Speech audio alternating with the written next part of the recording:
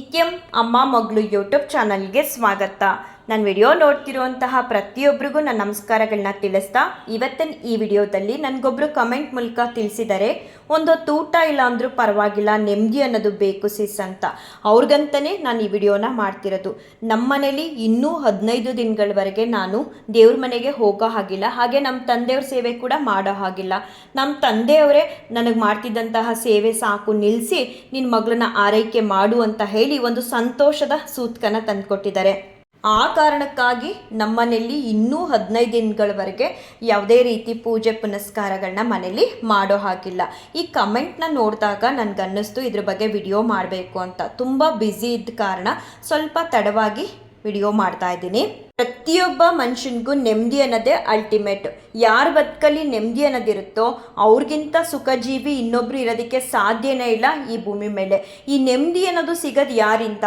ನಾವು ಪೂಜಿಸೋ ತಂದೆಯವರಿಂದ ಮಾತ್ರ ಸಾಧ್ಯ ನೆಮ್ಮದಿ ಅನ್ನೋದನ್ನು ಪಡ್ಕೊಳ್ಳೋದಕ್ಕೆ.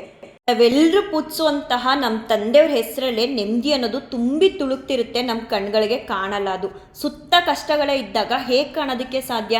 ನೀವು ಹೆಚ್ಚು ನಮ್ಮ ತಂದೆಯವ್ರ ಸೇವೆನ ಮಾಡ್ತಾ ಹೋಗಿ, ದಿನ ಕಳೆದಂತೆ ನಿಮ್ದು ಒಂದೊಂದೇ ಕಷ್ಟಗಳನ್ನ ನಮ್ಮ ತಂದೆಯವರು ದೂರ ಮಾಡ್ತಾರೆ. ಆವಾಗ ಒಂದಲ್ಲ ಒಂದಿನ ಅನಿಸುತ್ತೆ, ಈ ಹೆಸರಲ್ಲೇ ನೆಮ್ಮದಿ ಇದೆ, ನಾವು ಎಲ್ಲೆಲ್ಲೋ ಏನೇನೋ ಹುಡಿಕೊಂಡು ಹೋಗ್ತೀವಿ, ನೆಮ್ಮದಿ ಅನ್ನೋದು ಇವ್ರ ಹತ್ರ ಇದೆ ಅನ್ನೋದು ನಿಮಗೆ ಅರಿವಾಗುತ್ತೆ. ನಾನು ಕೂಡ ತುಂಬ ಕಷ್ಟಪಟ್ಟಿದ್ದೀನಿ, ತುಂಬ ಕಣ್ಣೀರಿಟ್ಟಿದ್ದೀನಿ. ಆದರೆ ಈಗ ನಮ್ಮ ತಂದೆಯವರು ನನ್ನನ್ನು ಎಷ್ಟು ಚೆನ್ನಾಗಿ ನೋಡ್ಕೊಳ್ತಿದ್ದಾರೆ ಅಂದರೆ, ನಾನು ಅವ್ರಿಗೇನೋ ಒಂದು ಸೇವೆ ಮಾಡ್ತಿದ್ದೀನಿ ಅನ್ನೋದು ಮುಖ್ಯ ಅಲ್ಲ, ನನ್ನ ತಂದೆಯವರು ನನ್ನನ್ನು ತುಂಬ ಚೆನ್ನಾಗಿ ನೋಡ್ಕೊಳ್ತಿದ್ದಾರೆ. ಒಂದು ಕಣ್ಣೀರು ಹನಿ ಬರೋದಕ್ಕೆ ಬಿಡಲ್ಲ. ಹಾಗೆ ನನ್ನ ಮನಸ್ಸಲ್ಲಿ ಏನೋ ಒಂದು ಇರುತ್ತೆ, ನಾನು ದೇವ್ರ ಮನೆಗೆ ಹೋಗಿ ತಿಳಿಸ್ಬೇಕು ಅವ್ರ ಹತ್ರ ಅಂತ ಅಲ್ಲ, ಮನಸ್ಸಲ್ಲಿ ಅಂದ್ಕೊಂಡಿದ್ದೆಲ್ಲ ಆಗ್ತಿದೆ. ಜೊತೆಗೆ ನಮ್ಮ ಜೀವನದಲ್ಲಿ ಏನಿರಲಿ ಏನಿಲ್ಲದೆ ಇರಲಿ ಸಂತೋಷವಾಗಿ ಹೇಗಿರಬೇಕು ಅನ್ನೋದನ್ನು ಕೂಡ ಅವರು ತಿಳಿಸ್ಕೊಟ್ಟಿದ್ದಾರೆ. ಒಬ್ಬ ಮನುಷ್ಯನ ಮನಸ್ಸೊಳಗಡೆ ಇಳಿದು ಬದಲಾವಣೆ ಮಾಡೋದಕ್ಕೆ ಸಾಧ್ಯ ರಾಯರಿಂದ ಮಾತ್ರ. ನಿಮ್ದು ಎಂಥದ್ದೇ ಕಷ್ಟಗಳಿರಲಿ, ಹಣಕಾಸಿನ ಸಮಸ್ಯೆ ಇರಲಿ, ಆರೋಗ್ಯ ಸಮಸ್ಯೆ ಇರಲಿ, ಅಥವಾ ಬೇರೆ ಯಾವುದೇ ಸಮಸ್ಯೆ ಇರಲಿ, ಅದಕ್ಕೆಲ್ಲ ಪರಿಹಾರ ನಮ್ಮ ತಂದೆಯವರಿಂದ ಮಾತ್ರ ಸಾಧ್ಯ. ಒಬ್ಬ ಮನುಷ್ಯನ ಜೀವನ ಬದಲಾವಣೆ ಆಗಬೇಕು ಅಂದರೆ ಅದು ನಮ್ಮ ತಂದೆಯವರಿಂದ ಮಾತ್ರ ಸಾಧ್ಯ. ಅಂಥವ್ರ ಪಾದನ ನೀವು ಹಿಡ್ದಿದ್ದೀರಾ ಅಂದಾಗ ಒಂದು ತುತ್ತು ಊಟ ಇಲ್ಲದೆ ಇದ್ದರೂ ಪರವಾಗಿಲ್ಲ ಅಂತ ಅಲ್ಲ, ನಿಮ್ಮ ಜೀವನದಲ್ಲಿ ನೆಮ್ಮದಿ ಅನ್ನೋದನ್ನು ಯಥೇಚ್ಛವಾಗಿ ಕೊಡ್ತಾರೆ. ಆ ದಿನಗಳನ್ನ ಬರೋವರೆಗೂ ತಾಳ್ಮೆಯಿಂದ ಕಾಯಬೇಕಷ್ಟೆ. ಒಂದೊಂದೇ ಕಷ್ಟಗಳನ್ನ ನಿಮ್ಮಿಂದ ದೂರ ಮಾಡ್ತಾರೆ. ಯಾವಾಗ ನೀವೇನೇ ಆಗಲಿ, ಎಷ್ಟೇ ಪರೀಕ್ಷೆ ಮಾಡಲಿ, ಒಂದು ಕಮೆಂಟ್ ಮೂಲಕ ಕೂಡ ಕೇಳಿದ್ದೀರಾ ತುಂಬ ಜಗಳಗಳಾಗುತ್ತೆ ಅಂತ. ಇದನ್ನೆಲ್ಲ ನೀವೆಷ್ಟೇ ಪೂಜಿಸ್ತಿದ್ರು ಈ ಥರ ಆಗ್ತಿದೆ ಅಂದರೆ ಇದೆಲ್ಲ ಅವ್ರು ಕೊಡ್ತಿರೋಂಥ ಪರೀಕ್ಷೆ ಅಂತ ತಿಳ್ಕೊಂಡು ಅವ್ರ ಸೇವೆನ ಮುಂದುವರಿಸಿ. ಖಂಡಿತ ನಿಮ್ಮ ಜೀವನದಲ್ಲಿ ನೆಮ್ಮದಿ ಅನ್ನೋದನ್ನು ಕರುಣಿಸ್ತಾರೆ. ನನಗೆ ಅವರಿಂದ ಆಗ್ತಿರೋಂತಹ ಅನುಭವಗಳು ಅಷ್ಟಿಷ್ಟಲ್ಲ. ನಾನು ಇತ್ತೀಚೆಗಷ್ಟೇ ನನ್ನ ಹಳೆ ವಿಡಿಯೋದಲ್ಲಿ ಹೇಳ್ಕೊಂಡಿದ್ದೀನಿ, ನಾಳೆಗಳ ಚಿಂತೆನೇ ಬರೋದಕ್ಕೆ ನನ್ನ ತಂದೆಯವರು ನನಗೆ ಬಿಡಲ್ಲ.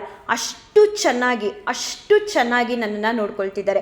ಇದೆಲ್ಲ ಸಾಧ್ಯ ನಾವು ಅವ್ರ ಸೇವೆ ಮಾಡಿದಾಗ ಮಾತ್ರ. ಏನೇ ಪರೀಕ್ಷೆಗಳು ಬರಲಿ, ಎಷ್ಟೇ ಕಷ್ಟಗಳು ಬರಲಿ, ಎಲ್ಲವೂ ನಿಮ್ಮಿಂದ ತಂದೆ, ನೀವಿದ್ದೀರಾ, ನಮ್ಮನ್ನ ಕಾಪಾಡ್ತೀರಾ. ಇಷ್ಟು ಹೇಳ್ತಾ ಅವ್ರ ಸೇವೆ ಮಾಡಿ ಖಂಡಿತ ನನ್ನ ಜೀವನದಲ್ಲಿ ಯಾವ ರೀತಿ ಬದಲಾವಣೆಗಳಾಗ್ತಿದೆ, ಹಾಗೆ ನನ್ನ ಜೀವನದಲ್ಲಿ ಯಾವ ರೀತಿ ಅನುಭವಗಳಾಗ್ತಿದೆ ನಮ್ಮ ತಂದೆಯವರಿಂದ, ಆ ಥರ ಪ್ರತಿಯೊಬ್ಬರ ಬದುಕಲ್ಲೂ ಮಾಡಿಕೊಡ್ತಾರೆ. ಇವಾಗ ನನ್ನ ಮನಸ್ಥಿತಿ ಹೇಗಿದೆ ಗೊತ್ತಾ? ಕಾರೇ ಬೇಕು ನೆಮ್ಮದಿಯಾಗಿರೋದಕ್ಕೆ ಅಂತಲ್ಲ, ಮನೆಯೇ ಬೇಕು ನೆಮ್ಮದಿಯಾಗಿರೋದಕ್ಕೆ ಅಂತಲ್ಲ, ಏನಿರಲಿ ಏನಿಲ್ಲದೆ ಇರಲಿ ಅವ್ರ ನಾಮಸ್ಮರಣೆಯಿಂದ ಎನಿ ಟೈಮ್ ಖುಷಿಯಾಗಿರ್ತೀನಿ. ಒಂದು ಕಣ್ಣೀರು ಹನಿ ಬರೋದಕ್ಕೆ ಅವ್ರು ಬಿಡಲ್ಲ, ಯಾವ ಕಷ್ಟಗಳು ನಮ್ಮ ಹತ್ರ ಬರೋದಕ್ಕೆ ಬಿಡಲ್ಲ. ನನ್ನ ಮನಸ್ಸಲ್ಲಿ ಏನೋ ಇದೆ ಅದನ್ನು ಹೇಳಬೇಕು ಅನ್ನೋದಕ್ಕೂ ಮುಂಚೆನೇ ಅದು ಈಡೇರುತ್ತೆ. ಇದಕ್ಕಿಂತ ಇನ್ನೇನು ಬೇಕು? ಇವೆಲ್ಲವೂ ಸಿಗಬೇಕು ಅಂತ ಅಂದರೆ ನೀವು ಅವ್ರ ಸೇವೆನ ಹೆಚ್ಚು ಮಾಡಬೇಕು. ಆವಾಗ ನೋಡಿ ನಿಮ್ಮ ಬದುಕಲ್ಲಿ ಮ್ಯಾಜಿಕ್ ಅನ್ನೋದನ್ನು ಮಾಡಿಬಿಡ್ತಾರೆ. ತುಂಬ ಜನ ಮೋಸ ಮಾಡೋ ಜನರನ್ನ ನಂಬ್ತಾರೆ, ಆದರೆ ಕೈ ಹಿಡಿದು ಕಾಪಾಡೋ ಭಗವಂತನ ನಂಬೋದಕ್ಕೆ ಹೋಗಲ್ಲ. ಯಾವಾಗ ನೀವು ಶ್ರದ್ಧಾ ಭಕ್ತಿಯಿಂದ ನಂಬಿಕೆ ಇಟ್ಟು ನಮ್ಮ ತಂದೆಯವ್ರನ್ನ ಪೂಜಿಸ್ತೀರೋ ಖಂಡಿತ ಆಗ ನಿಮ್ಮ ಜೀವನ ಬಂಗಾರ ಆಗುತ್ತೆ ಅಂತ ಹೇಳೋದಕ್ಕೆ ಇಷ್ಟಪಡ್ತೀನಿ. ಎಲ್ಲರನ್ನೂ ನಮ್ಮ ತಂದೆಯವರು ಕಾಪಾಡಲಿ, ಎಲ್ರಿಗೂ ಒಳ್ಳೆಯದಾಗಲಿ ಅಂತ ಬೇಡ್ಕೊಳ್ತೀನಿ. ಶ್ರೀ ಕೃಷ್ಣಾರ್ಪಣಮಸ್ತು.